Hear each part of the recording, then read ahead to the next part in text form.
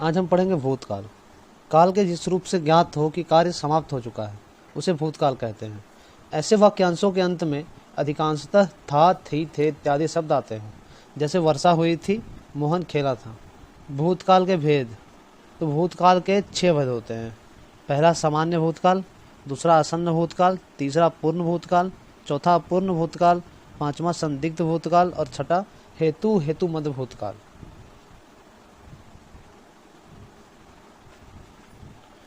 तो आइए पहले प्रकार की तरफ हम आगे बढ़ते हैं। तो यह है सामान्य भूतकाल। तो क्रिया के जिस रूप से कार्य के बीते हुए समय में होने या किए जाने का बोध उसे भूतकाल कहते हैं। तो इसका ट्रिक ये जानना है, इसका ट्रिक है कि नॉर्मल भूतकाल वाक्य, जो वाक्य नॉर्मली भूतकाल में है, जैसे अमित ने खाना खाया, हनुमान ने लंका जलाई, वह खाना खा रहा था, ये सारे भाग हमारे सामान्य भूतकाल हैं। तो भूतकाल का दूसरा भेद है आसन्न भूत। तो क्रिया के जिस रूप से काम भूतकाल में शुरू होकर अभी अभी समाप्त हुआ है उसे आसन्न भूत कहते हैं। तो इसका ट्रिक दोस्तों ये है कि आसन्न का अर्थ है निकट, मतलब काम बस अभी अभी खत्म हुआ है। तो ये हमारे वाक्य आसन्न भूतकाल में हो जाएंगे। जैसे रीना अभी अभी विद्यालय गई है, आयुष बाजार से आया है। तो ये सारे काम हमारे अभी अभी समाप्त हुए हैं। भूतकाल का तीसरा भेद है पूर्ण भूतकाल। तो क्रिया का जिस रूप से उसके कार्य के बहुत समय पहले होने का पता चला उसे पूर्ण भूत कहते हैं। तो इसका ट्रिक क्या रहेगा दोस्तों, काम भूतकाल में शुरू होकर बहुत पहले ही खत्म हो गया था, तो ये हमारा पूर्ण भूतकाल में हो जाएगा।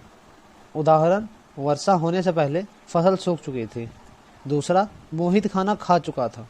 तीसरा, मैं बाजार गया था। तो ये सारे वाक्यों में काम भूतकाल में शुरू हुआ था और भूतकाल में ही खत्म हो गया था। तो ये हमारे वाक्य जो हैं ये सारे पूर्ण भूतकाल के हो जाएंगे। अब आइए अगले भाग पर आते हैं। तो भूतकाल का चौथा भाग है अपूर्ण भूतकाल।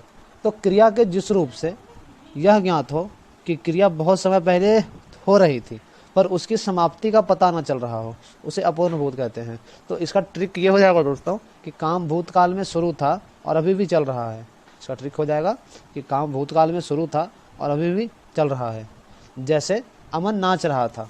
तो अमन नाच रहा था मतलब अमन नाच रहा था, अभी भी नाच रहा है, यानी ये हमें पता नहीं चल रहा है, मतलब अभी भी काम हो रहा है या समाप्ति का पता नहीं चल रहा है। दूसरा भेद उदाहरण हो गया, रिया लिख रही थी, अभी भी लिख रही है या नहीं हमें यह पता नहीं चल रहा है। तीसरा था राम जा रहा था। तो राम अभी भी जा रहा है या नहीं ये हम नहीं कह सकते हैं। अगला भाग है संदिग्ध भूतकाल।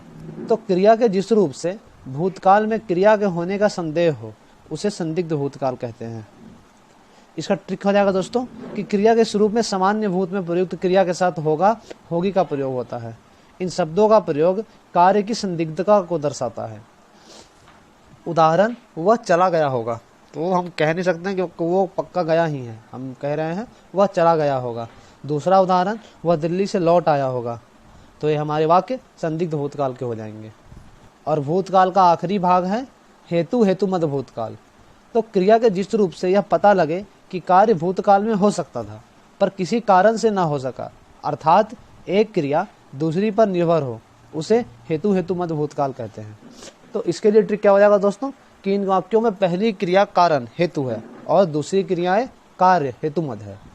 जैसे उदाहरण के लिए, यदि मेहनत करते तो अवश्य पास होते।